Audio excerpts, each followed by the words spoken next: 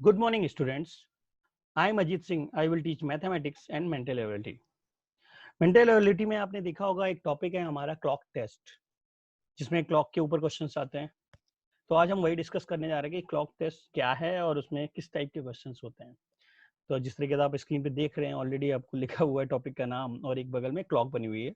तो ऑब्वियसली जो भी इस टॉपिक में क्वेश्चन आएगा वो एनालॉग क्लॉक के ऊपर ही रहेगा, जिसमें आपके पास मिनट हैंड और आवर हैंड ही होंगे।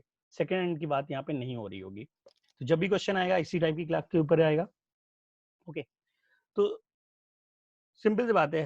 हमें नहीं पता आप लोगों ने कभी ऑब्जर्व किया है या नहीं किया। अगर मैं देख रहा हूँ तो मैंने देखा है कि अगर क्लॉक की बात की जाए, मुझे पता है एक सर्कल में 360 डिग्री होता है पूरा। तो कभी आपने सोचा कि एक पार्ट में कितने डिग्री होता है? अगर वन पार्ट की हम बात करते हैं तो कितने डिग्री का एंगल बनेगा अगर एक पार्ट में अगर हम देखें तो। देखिए टोटल कितने पार्ट्स होते हैं एक क्लॉक में। नॉर्मली हमारी जो क्लॉक्स होती है उसमें 12 रहते हैं। तो सिंपल सी बात है, अगर टोटल 12 रहते हैं यानी कि एक राउंड में 12 होते हैं, और एक राउंड में कितना एंगल होता है? एक पूरा सर्कल अगर कंप्लीट करते हैं तो 360 आता है। यानी कि अगर मुझे वन पार्ट एंगल चाहिए कि एक पार्ट में कितना एंगल आएगा, तो वो आ जाएगा 360 डिवाइडेड बाई 12। 360 क्यों? क्योंकि एक सर्कल में 360 ही एंगल बनता है। तो इस तरीके से आ जाएगा 30 डिग्री। यानी कि ये बात फिक्स हो चुकी है कि वन पार्ट में 30 डिग्री रहता है। यानी कि अगर 5 मिनट की बात की जाए तो 5 मिनट्स में 30 डिग्री एंगल बनाएगा हमारा मिनट हैंड। ओके, अब यहाँ पे ये बात आती है कि हमें ये चेक करना है कि हमारा जो आवर हैंड है, छोटे वाले को आवर हैंड बोलते हैं हम लोग, वो 1 मिनट में कितने डिग्री मूव करेगा। ओके, तो एक बात सिंपल से समझो आप। अगर हम ध्यान से देखें तो हमारा आवर हैंड जो है वो 1 आवर में एक पार्ट कवर होता है। अगर 12 पे है तो 1 आवर्स के बाद वो 1 पे आएगा, फिर अगले पे 2 पे आएगा। यानी कि वो क्या हो रहा है, 1 आवर्स में क्या हो रहा है, एक पार्ट को कवर कर रहा है। तो सिंपल से यूनिटी मेथड अगर आप यूज करते हो तो आप बड़ी आसानी से निकाल सकते हैं कि 1 मिनट में हमारा ओवर हैंड कितना मूव करेगा। तो हम सिंपल लिख सकते हैं कि इन 1 मिनट ओवर हैंड मूव्स क्या हो जाएगा, कितने डिग्री मूव करेगा। तो देखो 60 मिनट में वो मूव कर रहा है सिर्फ एक पार्ट, यानी कि कितना, 30 डिग्री। तो 1 मिनट में क्या करेगा, 30 डिग्री डिवाइडेड बाई 60 मिनट्स। तो यहाँ से सॉल्व किया तो यानी कि साफ साफ हमें दिख रहा है हाफ डिग्री मूव करेगा वो 1 मिनट में। अगर हम 1 मिनट में मिनट हैंड की बात करें तो कि मिनट हैंड हमारा कितना मूव करेगा, कितने डिग्री मूव करेगा। तो मिनट हैंड जो आएगा, सिंपल समझो, 1 आवर में मिनट हैंड क्या होता है, एक पूरा राउंड मारता है। सिंपल सी बात है, हम सबको पता है 1 आवर्स में क्या होता है। अगर वो 12 पे था तो पूरा का पूरा एक राउंड लेगा मिनट हैंड हमारा, फिर जाके वो चेंज होगा।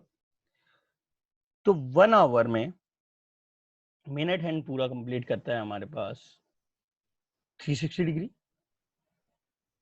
और वापस से वही बात, तो 1 मिनट में कितना हो जाएगा, 60 से डिवाइड किया तो सॉल्व करके आएगा ये 6 डिग्री। तो यानी कि ये बात क्लियर है हमें कि आवर हैंड हमारा 1 मिनट में हाफ डिग्री मूव करता है और मिनट हैंड हमारा 1 मिनट में 6 डिग्री मूव करता है। ठीक है ना बात। कुछ और फैक्ट्स हैं, इंपॉर्टेंट फैक्ट्स हैं जो हमें देखने हैं यहाँ पे। वो क्या है, इसको आप लिख लो फिर हम आगे बढ़ते हैं।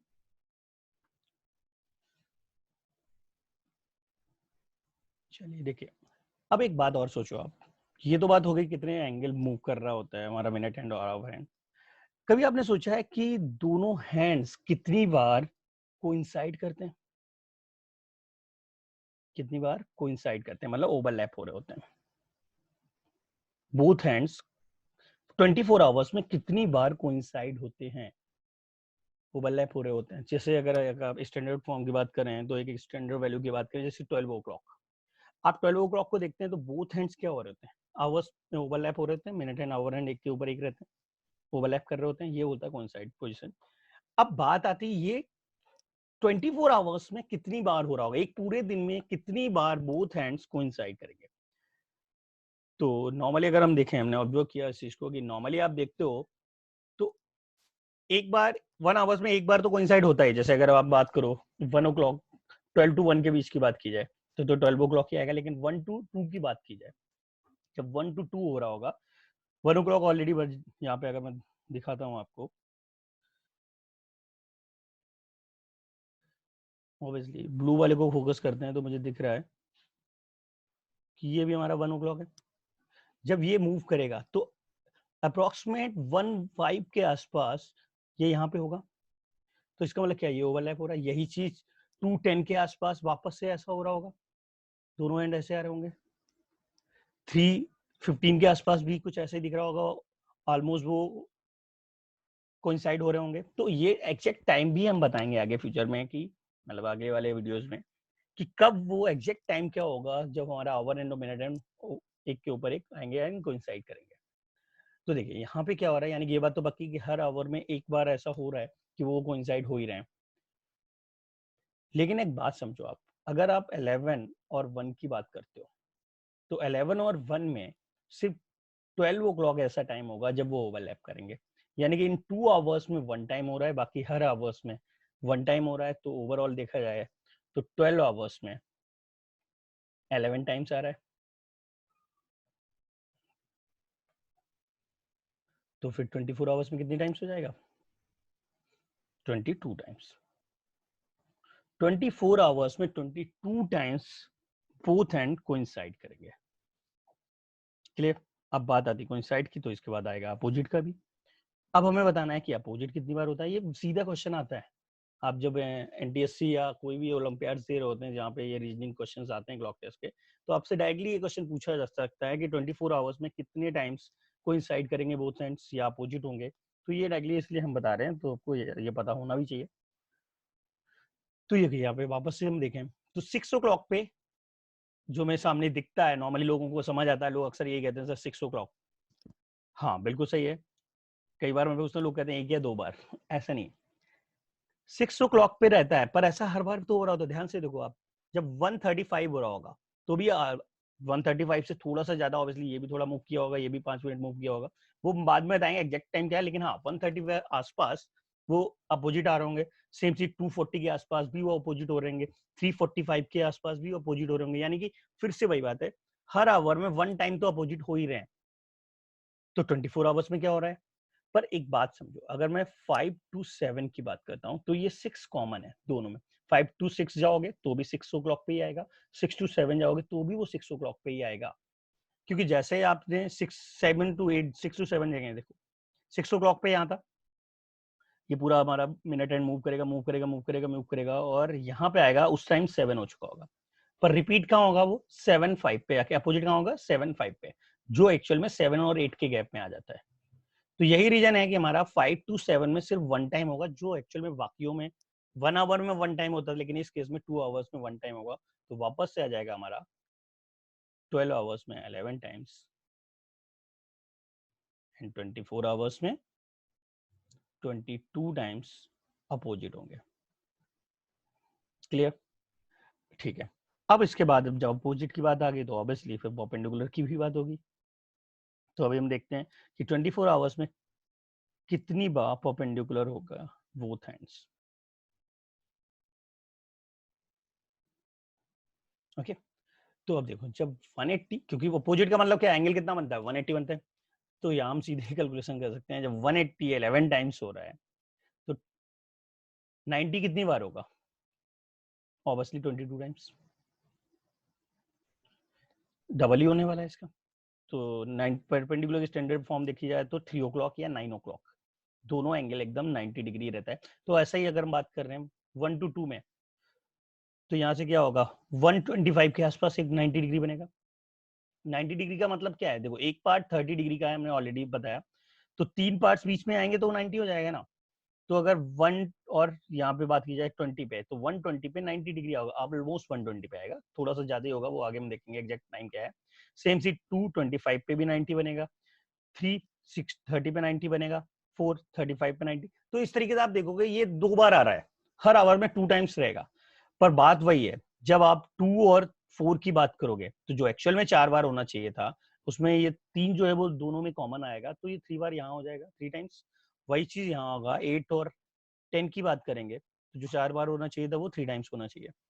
तो इस तरीके से वो 2 कम हो जाते हैं, इसलिए वो आ जाता है 12 आवर्स में 22 टाइम्स, और 24 आवर्स में हमारे पास आ जाएगा 44 टाइम्स बोथ हैंड आपस में परपेंडिकुलर होंगे। क्लियर है हमारी बात?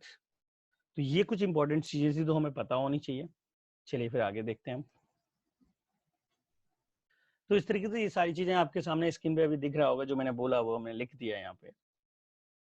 सिंपल है। तो यहाँ साफ साफ हमें दिख रहा है क्या, जो मैंने बोला था कि minute hands and hour hand coincide 22 times in 24 hours, minute and hour hand are opposite 22 times in 24 hours, minute hand and hour hand are perpendicular 44 times in 24 hours. ठीक है ना? ये भी मैंने बताया था कि 1 मिनट में आवर हैंड मूव करता है हाफ डिग्री और मिनट हैंड मूव करता है 6 डिग्री। ठीक है ना? अब ये क्या चीज है? सिंपल सी बात है ना, ये तो कॉमन सेंस है कि अगर हम बात करते हैं मिनट हैंड की और आवर की, 1 घंटे की बात करें, अगर 1 आवर्स में बात करें, तो 1 आवर्स में क्या होता है, अगर मिनट स्टार्टिंग दोनों 12 से कर रहे होते तो 1 आवर्स में आवर हैंड आएगा 1 पे, मतलब एक पार्ट चलेगा, और मिनट हैंड क्या होगा, वापस से रिपीट होके यहाँ आ जाएगा। यानी कि 1 आवर में आवर हैंड आपका 5 मिनट मूव करता है और मिनट हैंड आपका पूरा 60 मिनट मूव करता है। तो इसका मतलब ऑब्वियसली वो 55 मिनट उससे आगे ही रहता है। तो ये बात वही लिखी हुई है। ठीक है ना? अब हम आगे एक और इम्पोर्टेंट टॉपिक देखते हैं इसमें, जो अक्सर पूछा जाता है ओलंपियाड्स वगैरह में, कि कोई एक टाइम आपको दिया हुआ है और आपसे कहा जाता है उसकी मिरर इमेज फाइंड करनी है। तो देखिए वो कैसे करते हैं। तो इस तरीके से हमारा नेक्स्ट टॉपिक है mirror image of the clock. मतलब क्या हुआ, अगर आपको एक टाइम दिया हुआ, जिस तरीके से आप क्वेश्चन 1 को देख सकते हैं, उसमें लिखा है the time in clock in 3:46, तो what is time mirror image. इसका मतलब क्या हुआ, अगर आपकी क्लॉक कैसी होगी उस टाइम में, क्लॉक हमारी ऐसे ही रहेगा, बस नंबर्स नहीं होंगे वहां पे, सिर्फ ये साइन लगे होंगे, ये टिक लगे होंगे, या पॉइंट्स बोल सकते हैं, लोग पॉइंट्स भी रहते हैं इसमें।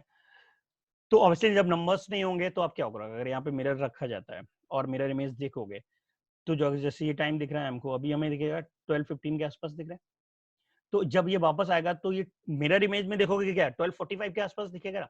ऑब्वियसली ये हमारा पूरा इंटरचेंज हो जाएगा, इस तरफ से इस तरफ जाएगा। ये मिरर इमेज कैसी आएगी इसकी, अगर हम डायग्राम बनाते हैं ये, तो ऑब्वियसली ये एकदम ऐसे ये हमारी मिरर इमेज दिखेगी। यानी कि 12:15 की जगह पे हमारे मिरर में क्या दिख रहा होगा, 12:45 के आसपास। तो हर बार तो आप ऐसे यहाँ पे मिरर लगाओगे नहीं कि भाई हम हर बार क्या करें, यहाँ पे मिरर लगा देते हैं इससे। ठीक है ना? और फिर हम इसमें ऑब्जर्व करके देखेंगे कि भाई उसमें क्या हो रहा है। तो ऐसा तो करोगे नहीं, आप पेपर में आएगा तो मिरर लेके तो जाओगे नहीं। अगर मान लिया ये मिरर है, वॉच के आगे मिरर लगाएंगे तो ऑब्वियसली इसके अंदर मुझे मिरर इमेज दिखेगी। पर ऐसा नहीं कर सकते ना, हम मिरर लेके तो नहीं जा सकते। तो इसका कुछ शॉर्ट ट्रिक है क्या, कि हम बिना मिरर लिए हुए कैसे बता सकते हैं।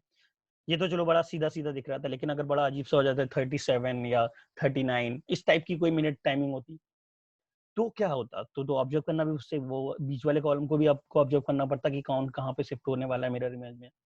तो इस सब का एक सीधा सा शॉर्टकट मेथड है क्या, कि कभी भी जैसे अगर फर्स्ट क्वेश्चन था, उसने आपसे कहा इसकी मिरर इमेज आनी, तो आपको क्या करना है, अगर टाइम हमारा ऑब्जर्व करना, टाइम हमारा 1 to 11 आता है, यानी 1 o'clock से 11 o'clock के बीच में है टाइम, तो आप उसे सब्ट्रैक्ट कर दोगे 1160 से।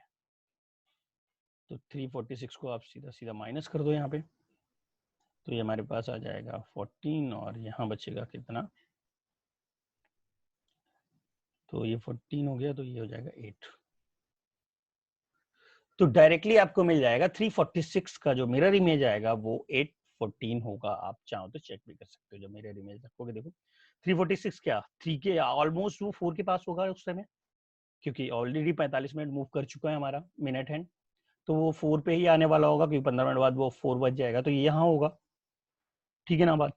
और 46 यानी कि वो एकदम 9 के जस्ट पास में होगा। तो मिरर इमेज में क्या होगा इस चीज को, यहाँ वाला ऑब्वियसली 9 के पास आएगा दिखेगा मुझे, और जो 9 के पास दिख रहा था वो यहाँ 3 से नीचे आ रहा होगा।